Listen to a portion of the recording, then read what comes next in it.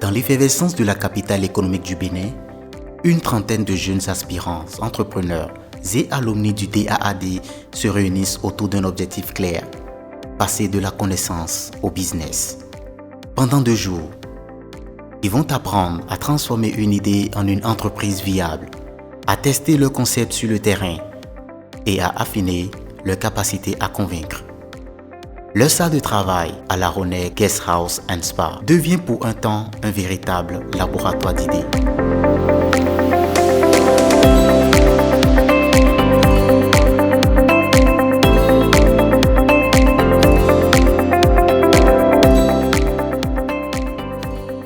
La matinée débute par l'accueil et l'installation.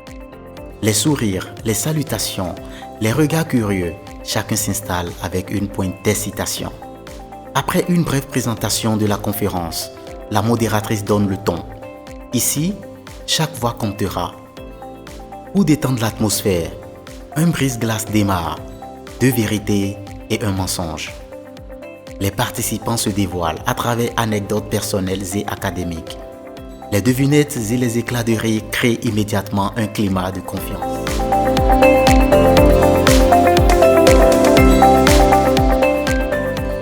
Je m'appelle Robertson Klenga, je suis l'organisateur de la conférence Soulaba Falab. C'est la première édition de notre conférence et nous espérons bien sûr qu'il y en aura beaucoup plus dans le futur. Mais pour faire simple, c'est une conférence où nous cherchons à mettre en contact les entrepreneurs et les scientifiques. Ici, ce que nous voulons essayer de faire, c'est avoir un creuset où les entrepreneurs et aussi les chercheurs peuvent venir pour que ces 2 mondes puissent entrer en collision et qu'on puisse trouver des résultats probants qui puissent impacter les communes, qui puissent impacter les populations.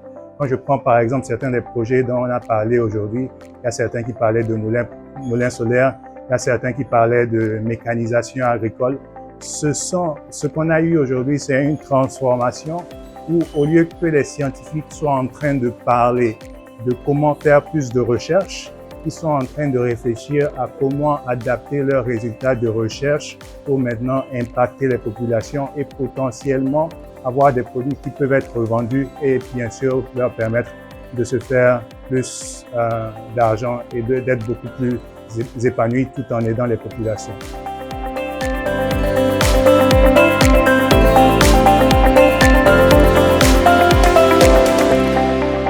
Puis, sous la direction de Robertson Klenga, les participants s'engagent dans une cartographie de compétences à travers le Tree Team Framework.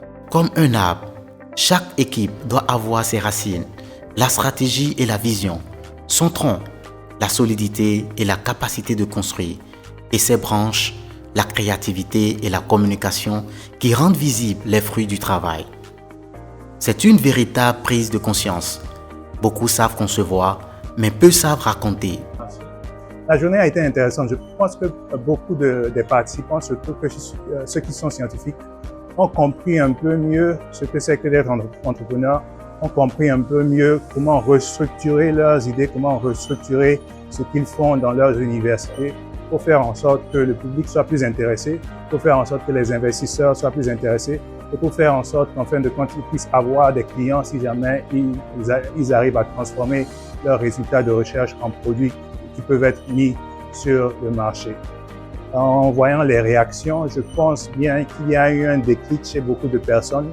Maintenant, nous espérons qu'ils pourront vraiment mettre en pratique tout ce qu'ils ont appris aujourd'hui, en commençant déjà demain où nous allons les amener sur le terrain à de différents endroits de Cotonou pour qu'ils puissent rentrer en contact avec les populations et déjà leur demander, leur soumettre des questionnaires, leur poser quelques questions pour voir si les idées qu'ils ont et les idées qu'ils ont développées aujourd'hui sont des idées qui peuvent même intéresser les populations parce que des fois, on se met de côté et on réfléchit à des idées, mais on ne se demande pas quel est l'impact sur les populations. Ou même quand on se demande quel est l'impact sur les populations, notre imagination ne nous amène pas à un niveau où on peut déceler quel sera le retour sur le terrain. Donc c'est très important d'aller sur le terrain pour avoir ce retour. Donc c'est pour ça que nous irons sur le terrain demain pour qu'ils puissent avoir des réponses claires et concrètes.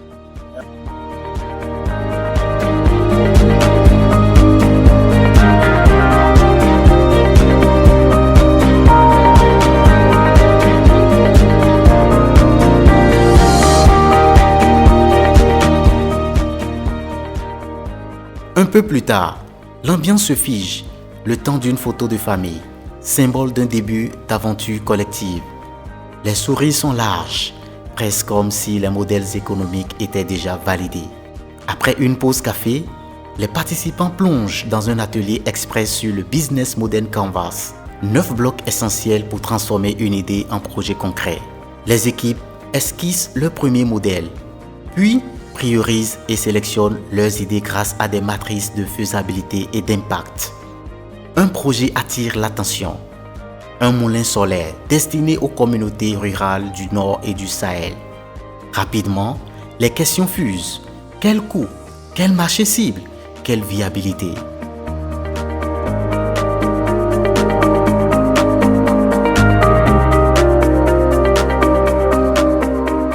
En ligne depuis l'étranger, Juan Carlos Chiapa Pietra intervient ensuite. Son message est clair. Un entrepreneur se définit par des qualités fondamentales: leadership, détermination, résilience, créativité. Mais il insiste aussi sur la nécessité d'évaluer ses propres forces et de confronter ses idées à une idée de marché sérieuse. À travers une vidéo, il donne la parole à plusieurs entrepreneurs qui partagent leurs méthodes et leurs réalités. Les participants écoutent, posent des questions. Cédric, l'un d'eux, demande: que veut vraiment voir un bailleur avant de financer un projet? Juan Carlos répond sans détour: 2 choses comptent avant tout, la durabilité et l'impact réel. Cet échange plante le décor. L'entrepreneuriat n'est pas seulement une idée, c'est une discipline.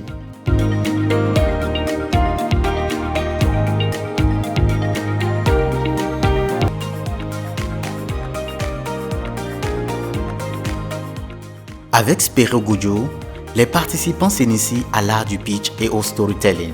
Un pitch n'est pas qu'une présentation, c'est une histoire. Commencez par le problème, présenter une solution, captiver l'auditoire. Les premiers essais sont hésitants, mais révélateurs. Une participante propose une structure d'accompagnement agricole. Un autre parle de la conservation du foufou, un plat emblématique des collines. Les retours des pairs et du formateur sont francs, mais bienveillants. Chacun affine son discours, apprend à capter l'attention, à parler aux clients.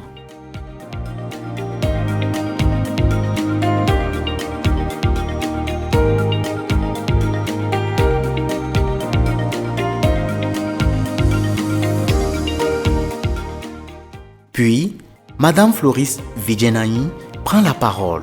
Son thème: la préparation à la validation du marché. Elle raconte l'histoire de Magellan, parti chercher des épices au prix d'une aventure risquée. Tester une idée, dit-elle, c'est entreprendre le chemin qu'un aventurier. Parler autour de soi, confronter ses hypothèses, participer à des concours, accepter les challenges. Les questions des participants affluent. Faut-il fixer un prix avant d'aller au marché? Comment formuler une idée face à un besoin réel? Floris répond avec clarté: une idée sans validation reste abstraite. La première journée s'achève avec un dernier exercice en équipe pour préparer les enquêtes de terrain du lendemain. La salle bruisse de discussion. Demain, ce sera l'épreuve de vérité.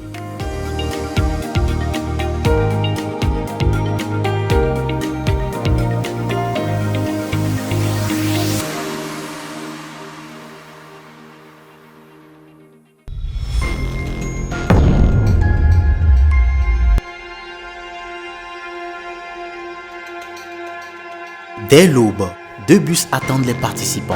Direction, le marché d'Antokba, l'un des plus grands marchés d'Afrique de l'Ouest. Au milieu des allées animées, des odeurs, des couleurs et des voix qui se croisent, chaque groupe part à la rencontre des commerçants. Les questions sont directes. Que pensez-vous de cette idée? L'achèteriez-vous? Mais la réalité du terrain est exigeante. Les commerçants veulent voir, toucher, tester. Ils réclament des prototypes. Une participante confie que sans l'atelier du pitch de la veille, elle n'aurait jamais osé poser les bonnes questions. On me nomme Floris Vigenani, je suis ingénieur et hier j'ai essayé d'entretenir les participants sur comment tester son idée sur le marché, surtout par rapport aux cibles qui sont les clients, les consommateurs auxquels sont destinées, les idées de projets qu'ils ont eues. Et donc aujourd'hui, on est là pour vraiment faire des questionnaires et faire la phase pratique de ce qu'on a fait hier, évaluer vraiment le besoin qu'il y a sur les idées et en plus voir la réaction de ces cibles, de ces consommateurs par rapport aux idées de projet, ce qui va confronter vraiment les entrepreneurs à être sûrs que l'idée sur laquelle ils veulent travailler, qu'ils veulent développer, soit vraiment des idées qui répondent aux besoins du marché et qui pourraient vraiment aider leurs cibles et répondre à leur satisfaction. Cette activité de terrain qui consiste à faire une enquête de terrain pour pouvoir tester nos idées. En réalité, la thématique de l'atelier porte sur la transition des recherches de recherche vers des idées entrepreneuriales. Et donc, nous avions eu à faire des activités théoriques en salle. Nous avons eu à assister à des ateliers sur comment faire un pitch, sur comment faire un entretien, mais sur comment tester ces idées sur le marché. Et donc, c'est le lieu de mettre en pratique nos connaissances acquises, nos connaissances requises en salle. Et donc, nous sommes ici présentement dans le marché d'Antopa, bien évidemment, pour pouvoir tester nos différentes idées. Nous sommes 7 équipes présentes, constituées de 3 personnes, et l'activité est lancée ce matin pour pouvoir recueillir les avis de la population, de nos potentiels consommateurs ou potentiels bénéficiaires pour avoir leur retour et afin d'affiner, peaufiner nos différentes idées et pouvoir sortir vraiment des innovations adaptées aux réalités de nos communautés. Après cette immersion, retour en salle, place à la synthèse, collation énergisante, puis consolidation des données. Les équipes réajustent le business model Canvas, alignent coûts, flux de revenus et propositions de valeur. Les débats sont intenses, mais constructifs.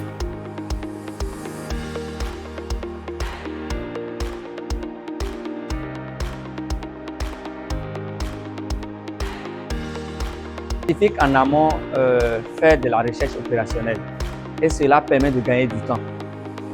Et l'entreprise, lui, il va parfois essayer le produit et c'est dans le temps, il se rend compte qu'il y a des choses qui ne marchent pas et il revient derrière.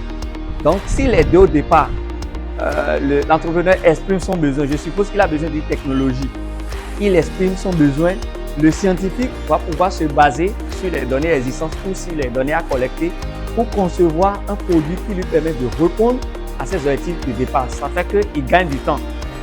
Et là, la recherche se met au service de la société.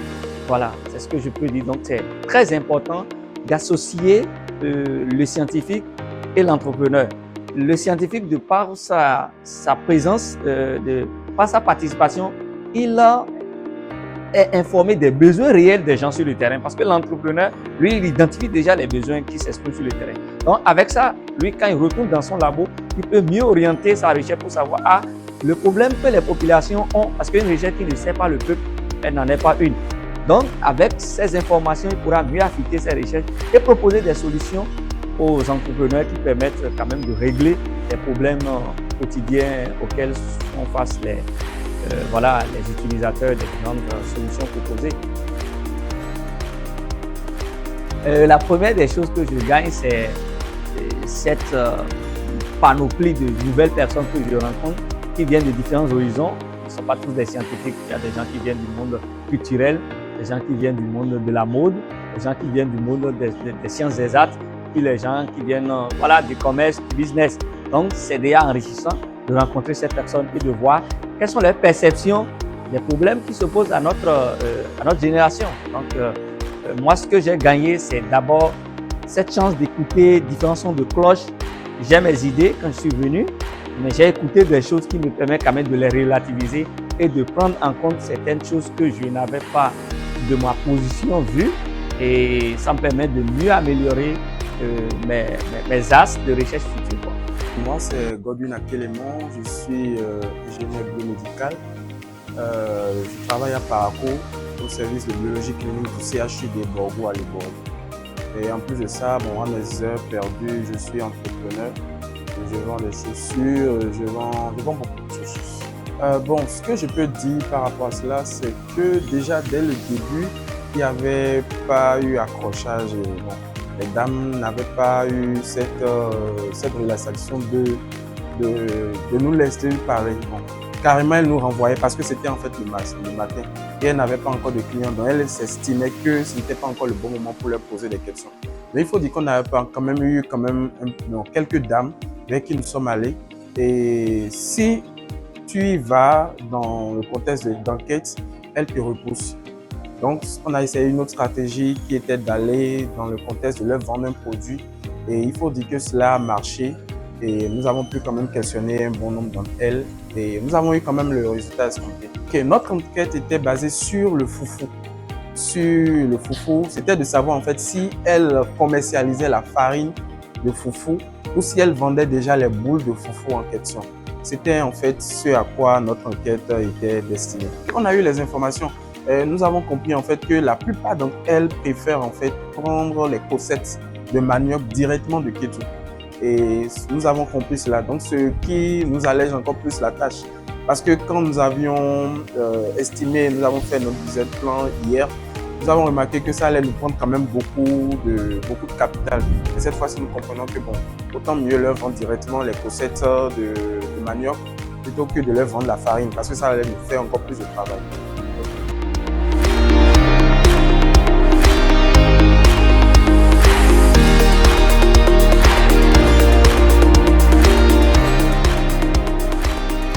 Sous la direction de Brice John Aye, les équipes travaillent le pitch. Ils rappellent une méthode clé, AIDA, attirer l'attention, susciter l'intérêt, éveiller le désir, provoquer l'action. Les groupes défilent, conservation du foufou. Le foufou préparé n'est pas souvent conservé ou bien ne peut pas être conservé sur de longues durées. Recyclage des plastiques en pavé, raffinerie d'huile d'arachide, séchoir solaire, assurance santé, grillage de maïs, emballage de manioc. Les projets sont variés, mais tous cherchent à répondre à des besoins concrets.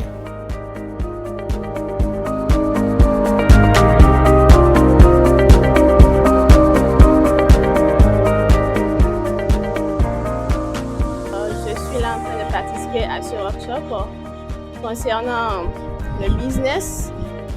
Ce qu'on constate aujourd'hui, c'est que nous avons plein d'idées, les étudiants ont plein d'idées, les chercheurs plein d'idées également, mais malheureusement, ces idées sont souvent classées dans les placards, ce qui n'est pas bon.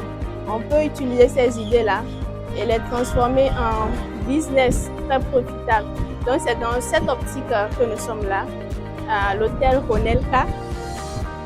Et toujours dans ce sens, ce matin, nous avons effectué un déplacement vers le marché Topa pour pouvoir collecter des informations, question de connaître, d'avoir une idée par rapport à la perception de la population à l'égard des différents projets que nous avons eu à monter lors de l'atelier. Et particulièrement, moi, je faisais partie d'une équipe où nous avons sorti une idée de recyclage des déchets plastiques en carreaux et en pavés. Donc, c'était très important pour nous de connaître la perception de la population. Est-ce qu'ils seront adhérents par rapport à ce projet?